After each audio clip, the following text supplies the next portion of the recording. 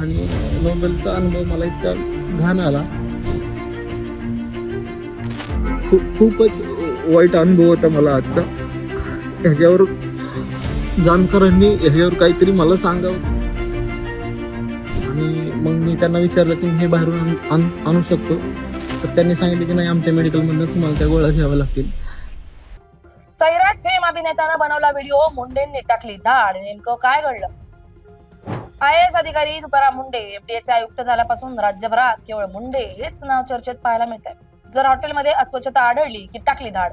जर दुकानात आणि दूध डेअरीवर भेसळयुक्त पनीर आणि भेसळयुक्त दूध आढळलं तर टाकली धाड. दुकानात गुटखा मिळतोय की टाकली धाड आणि लावला मकोका. त्यामुळे भेसळखोरांचे धाबेच दणाणले. आता तर तुकाराम मुंडे यांच्या एफडीएनं सैराट फेम अभिनेत्याच्या व्हिडिओ नंतर आपला मोर्चा थेट हॉस्पिटलकडे वळवला. नेमकं काय घडलं पाहूयात या व्हिडिओतून. नमस्कार, मी स्नेहल चौधरी. आपण पाहत आहात LS मराठी. मुंबई महानगर आणि उपनगर यासह राज्यातील इतर ठिकाणी अन्न सुरक्षा, स्वच्छता आणि ग्राहकांच्या आरोग्याशी खेळणाऱ्या हॉटेल व्यावसायिकाविरोधात तुकाराम मुंडेंनी धडक कारवाई सुरू केली. तुकाराम मुंडे यांनी मुंबईतील 6 नामांकित हॉटेल्स, रेस्टॉरंट्स, बेकऱ्यांचे परवाने थेट निलंबित करत त्यांना तात्काळ टाळ्या ठोकण्याचे आदेश दिले. तसंच त्यांनी आपला कारवाईचा मोर्चा शिर्डी, नाशिक, छत्रपती संभाजीनगर यासह इतर काही ठिकाणी देखील वळवल्याचं पाहायला मिळाले. त्यांच्या या कारवाईनंतर हॉटेल चालकांचे धाबेच दणाणले.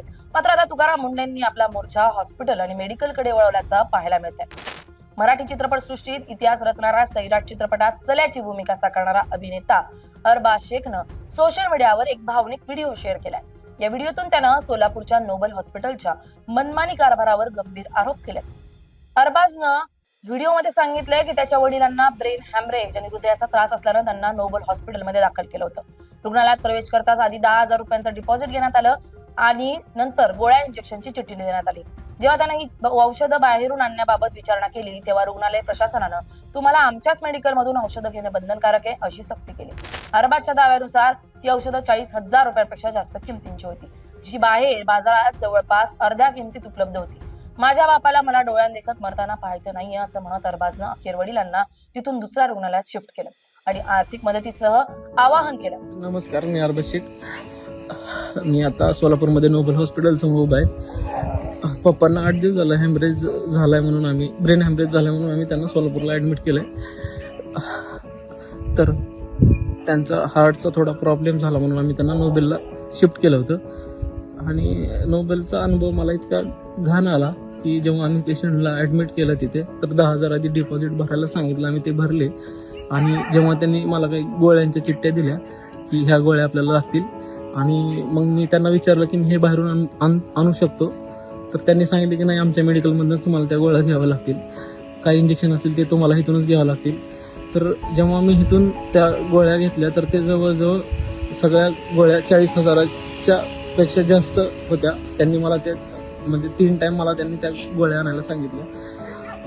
तर 40,000 रुपये जेव्हा मी हे सगळं बघितलं, त्यांच्याच मेडिकलमधून घ्यायला पाहिजे हा फोर्स त्यांचा मी बघितला.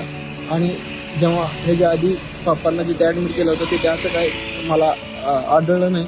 मी त्याच गोळ्या बाहेरून आणायचो तर ते मला जवळजवळ अर्ध्या किमतीत मला मिळत होत्या. जवळजवळ आता 40,000च्या जरी गोळ्या मी बाहेरून जरी घ्यायचा विचार केला असता तरी मला 20,000पर्यंत त्या पडल्या असत्या. पण इथे एवढी लूट होती आणि माझ्या बापाला मला मरताना नाही बघायचंय. आणि म्हणून मला असं डिसिजन घ्यावं लागलं की त्यांना नोबेलमधून शिफ्ट करावं लागलं. आणि इथे खूपच वाईट अनुभव होता मला आजचा. ह्याच्यावर जाणकारांनी ह्याच्यावर काहीतरी मला सांगावं की माझ्या वडिलांना मी कुठे ट्रीटमेंट करायला पाहिजे आणि कसं ट्रीटमेंट करायला पाहिजे. मला आता काहीच कळत नाही. पण माझ्या बापाला मला वाचवायचे काही करून. मला मदत करा. हा व्हिडिओ सोशल मीडियावर वारासारखा पसरला आणि एकच खळबळ उडाली.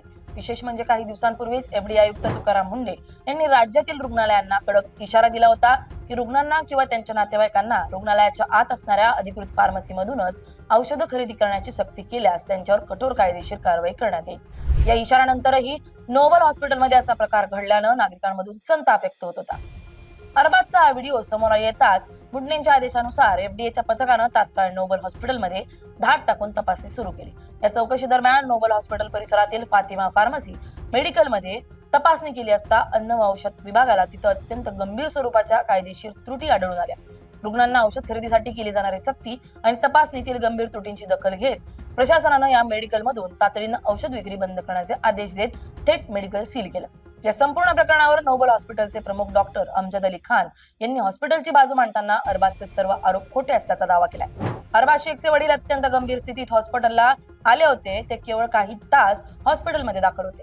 त्यांना गरज असलेलीच औषधं देण्यात आली होती. त्यासाठी आमच्याच मेडिकलमधून औषध घ्यायला कोणाचीही सक्ती करण्यात आलेली नाही. अरबाज यांच्या वडिलांना न्यूरो संदर्भातील आजार होता, त्यामुळे त्यांना आधीच खर्चाची कल्पना दिलेली होती.